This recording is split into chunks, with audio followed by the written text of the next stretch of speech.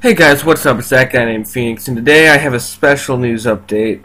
It's going to be completely Halo 4 based on here, but the new Forge details were released today.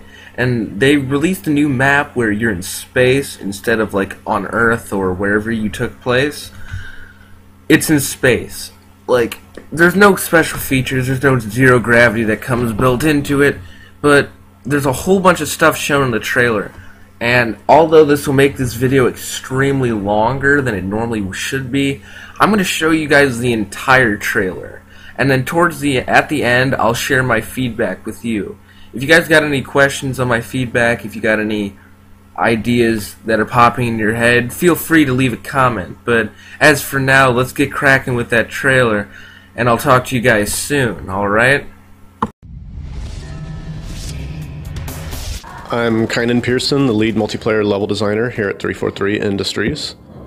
And I'm Lori Zawada. I'm from Certain Affinity in Austin, Texas. We co-developed Forge with 343. All right, so now we're taking a look at Impact and some of the Forge options that you can do and a lot of the new features that Forge has.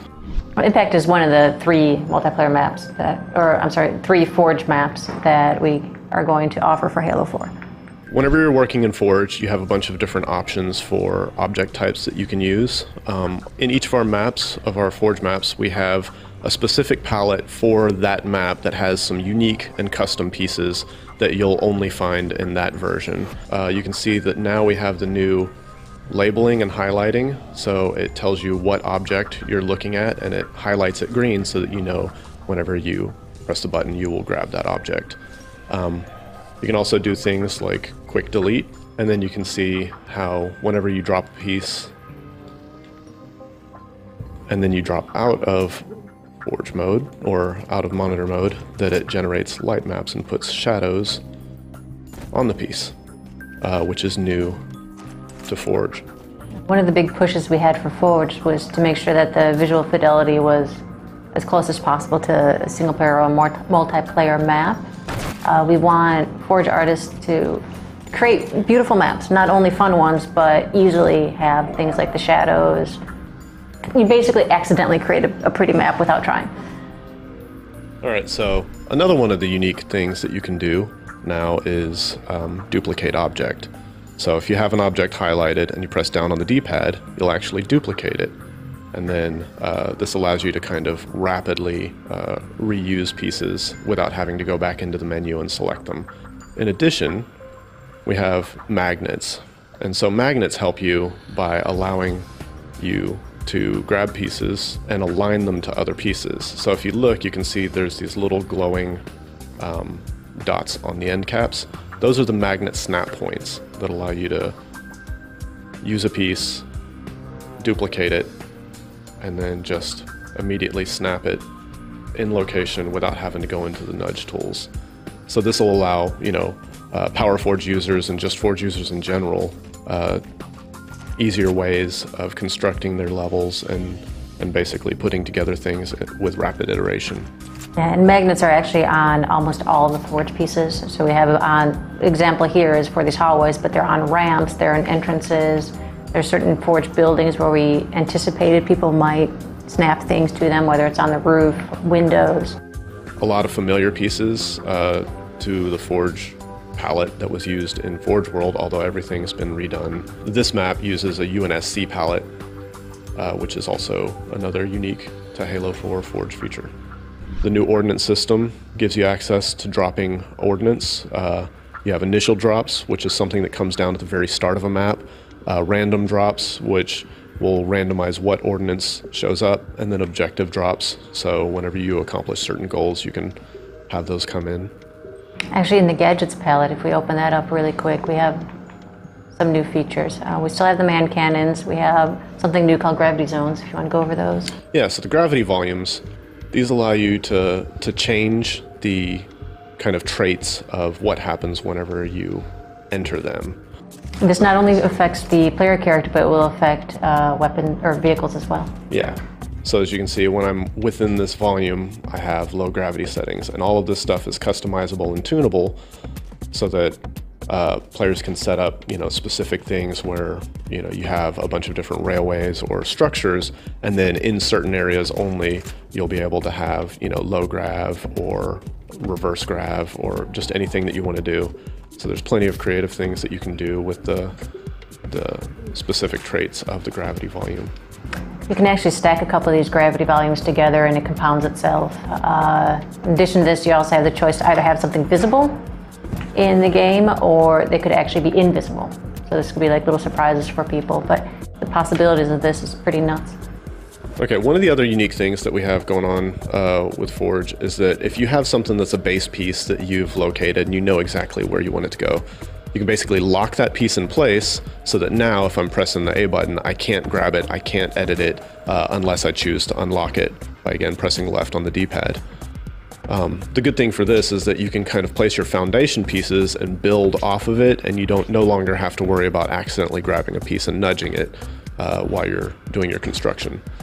This gets super, super useful when you're working with 300, 400, 500 forge pieces in a single scene, and you don't want to accidentally move something that you spent some time getting just right.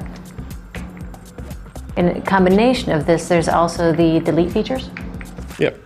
So one of the other things that you can do is you can grab an object, or you can just go in and you can do delete by palette. So you can delete all of these specific objects, or you can delete by palette and choose objects within the menu that you want to make sure that you've deleted and you don't have them.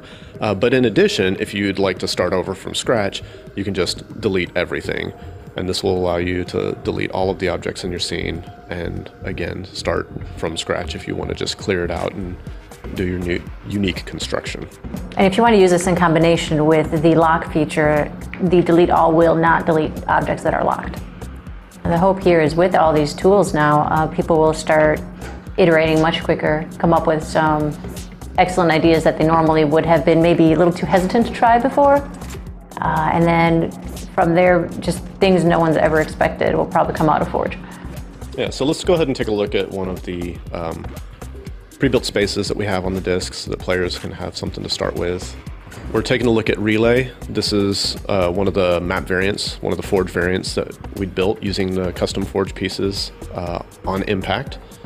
This shows you kind of how you can put together a complete map without using any of the terrain, just using all of the Forge pieces, and see that this is a symmetrical 4v4 map. It's objective based, so all of the different objectives are all set up on here, and it gives you a bit of an understanding of how much you can do with Forge and using the unique UNSC palette, kind of how different this looks from the Forge World Halo Reach palette.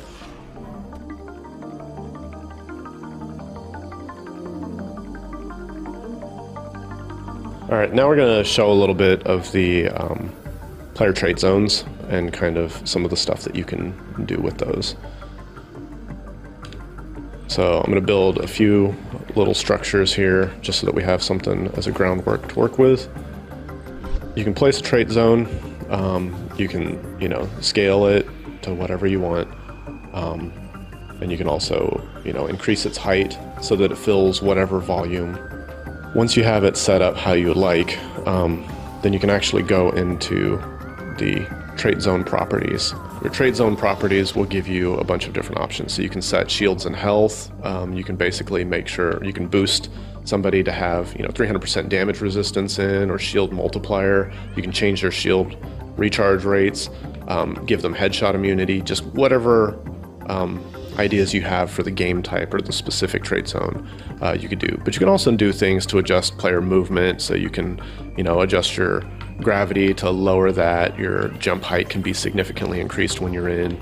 You can boost your player speed. So you can see here that you could either adjust one trait, or you could just adjust any combination of those traits. There's 4 different buckets, and a total of 16 of them in a Forge map. So 4 different buckets, but 16 of these little circles throughout the map. These trait zones will appear invisible in the game. You have options also to disable your weapons, to add infinite energy to your weapons, to be invisible, and again, so you have all these options to be able to customize these in any way you would need to work through the stuff that you have that's defined. So again, using the various large structures and our construction pieces, you can see how you can put together something fairly quickly just using some of the predefined stuff and magnets. But this, in combination with some of the player trait zones as well, lets you do some unique things. So for instance, I've got this thing and you can see clearly that my jump height isn't big enough to get up there, but I'd like to allow that in this map. So you can go in. Yeah, so I mean, this is a lot of stuff that you can just mess with for as long as you want. There we go. Oh. Still a bad jump. Right. Bam. So again, when you enter this, you'll see that, based on your gravity settings, that stuff is different. But yeah, it's just some of the cool stuff that you can do with the player trait zones and the Forge palette.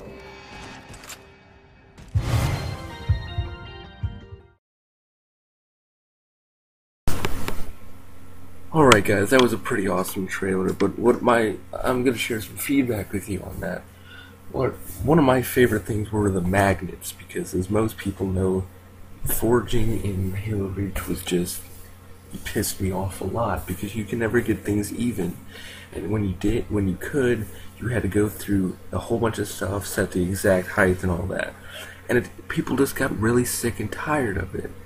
Well, the magnets will be a lot quicker on getting your forge maps done, and it's less hassle, so no controllers will be broken this time.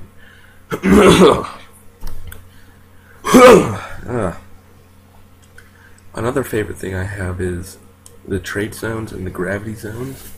I think that'll be pretty good for creating like traps on people, or maybe even an advantage to the other team, or whoever gets caught in it. There's not really much shown other than like the palettes that they've shown, like palettes for different maps.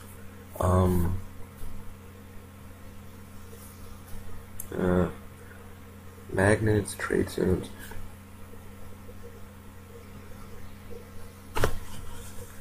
Like the palettes is just amazing. The UNSC and all that. It's just, where do they come up with this stuff? You can set ordnance drops, which I think is pretty awesome, where you can like make it. That's just perfect. You can time it perfectly.